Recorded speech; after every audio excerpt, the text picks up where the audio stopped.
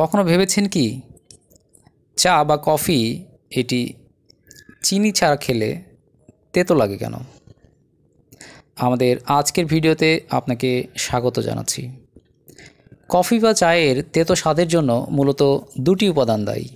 একটি হচ্ছে ট্যানিন এবং আরেকটি হচ্ছে ক্যাফেইন।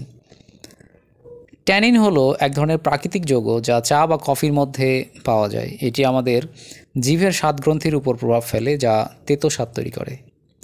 আরেকটি উপাদান হচ্ছে ক্যাফেইন। এটি কফি এবং চায়ের আরেকটি বড় উপাদান, যা কড়া এবং তেতো স্বাদের জন্য দায়ী। ক্যাফেইন তিতা স্বাদের জন্য একটি উৎস। এই বিষয়ে আরও বিস্তারিত আলোচনার জন্য আপনাদের কাছে অনুরোধ থাকবে যে আপনি যদি আমাদের চ্যানেলে নতুন হয়ে থাকেন তাহলে চ্যানেলটি সাবস্ক্রাইব করুন এবং ভিডিওটিতে লাইক দিতে ভুলবেন না। চিনির উপস্থিতি এই তেতো স্বাদ কমিয়ে দেয়। চিনি স্বাদগ্রন্থির যে মিষ্টি অনুভূতি জাগিয়ে তোলে এবং তিক্ততাকে ঢেকে দেয়।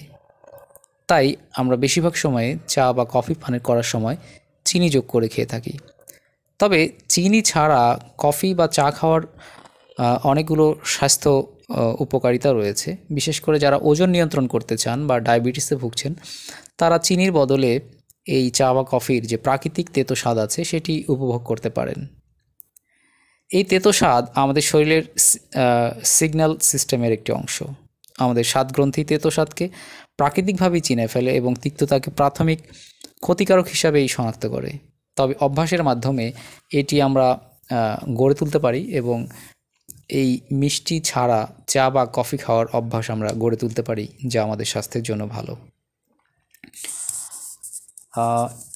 আপনাদেরকে অসংখ্য ধন্যবাদ এই ভিডিওটি দেখার জন্য।